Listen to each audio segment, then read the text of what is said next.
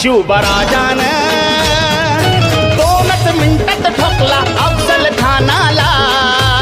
शिवबराजान 2च मिनिटात ठोकला.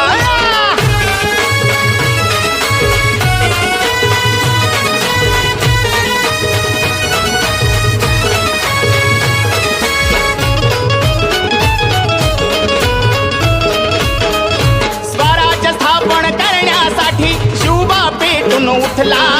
पाहून तेवर शिवबाचे बडी बेगमला घाम फुटला.